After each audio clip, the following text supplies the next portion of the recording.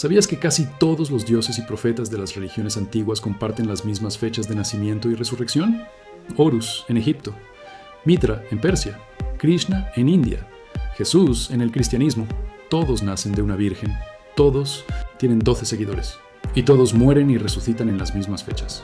¿Casualidad o un código cósmico que atraviesa la historia? Del 22 al 25 de diciembre ocurre un fenómeno que explica el misterio. El 22 de diciembre es el solsticio de invierno en el hemisferio norte.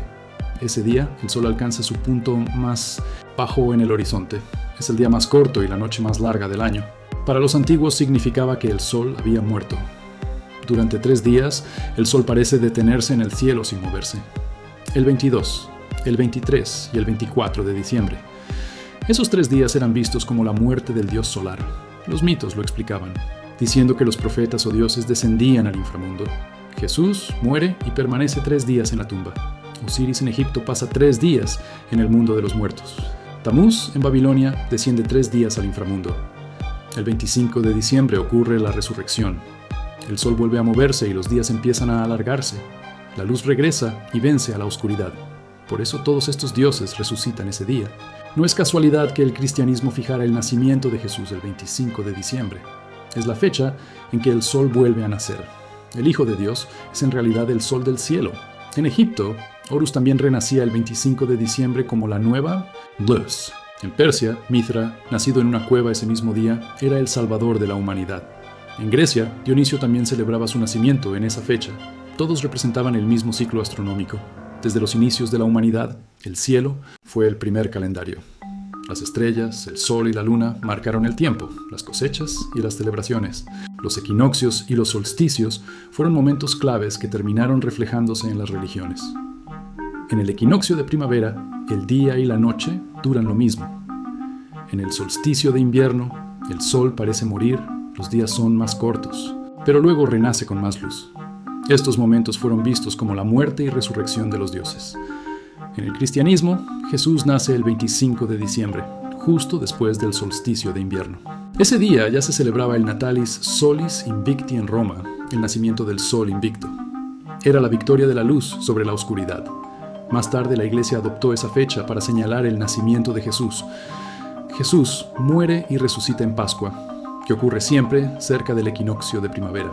Es el momento en que la naturaleza revive, las flores brotan y la vida vuelve. Por eso se relaciona su resurrección con el renacer de la tierra. Pero no solo el cristianismo. En Egipto, Horus, el hijo de Isis, también nació de una virgen el 25 de diciembre. En Persia, Mitra, dios de la luz, nació en una cueva el 25 de diciembre. En la India, Krishna fue concebido milagrosamente y perseguido por un rey, al igual que Jesús con Herodes. En Grecia, Dionisio nació de una madre mortal y un padre divino, y también murió y resucitó. Los 12 apóstoles de Jesús representan más que un grupo de seguidores. El número 12 aparece en todas las culturas porque se relaciona con los 12 meses del año, también con los 12 signos del zodiaco. En mitraísmo había 12 compañeros de Mitra. En Grecia, Heracles tuvo que cumplir 12 trabajos. En el Pau'naus Islam, la tradición chiita habla de 12 imanes. El 12 es el número cósmico, el ciclo completo. Muchos profetas nacieron de una virgen o de una concepción milagrosa. Esto simboliza la pureza de la luz naciente, no un nacimiento físico común. La Virgen María en el cristianismo es un reflejo de Isis en Egipto o de la diosa Shakti en la India. Todas representan el principio femenino universal. Si miramos las fechas, notamos un patrón. Horus nació alrededor del año 3000 a.C. en los mitos egipcios. Mitra ya era adorado en Persia desde el siglo VII a.C. Krishna aparece en textos que datan al menos del año 500 a.C. Dionisio era venerado desde el siglo VI a.C. en Grecia. Jesús nace en el siglo I de nuestra era y hereda todas estas tradiciones. En todas estas religiones, el dios solar muere y resucita. En Egipto, Osiris es asesinado y luego revive como señor del más allá. En Babilonia, Tamuz muere y su resurrección marca el regreso de la fertilidad en primavera. En el cristianismo, Jesús muere en la cruz y resucita al tercer día, igual que el sol que muere y vuelve a brillar. Los equinoccios y solsticios fueron el escenario donde los mitos tomaron forma. La muerte del sol en invierno fue la muerte de un dios. Su renacimiento en primavera fue la resurrección de ese mismo dios. Los 12 signos del zodiaco fueron sus discípulos, sus compañeros o sus trabajos. Y la Madre Virgen fue siempre el cielo, la tierra o la naturaleza, dando a luz al sol cada año. Estos símbolos no son casualidad, eran la forma de explicar el universo a través de historias.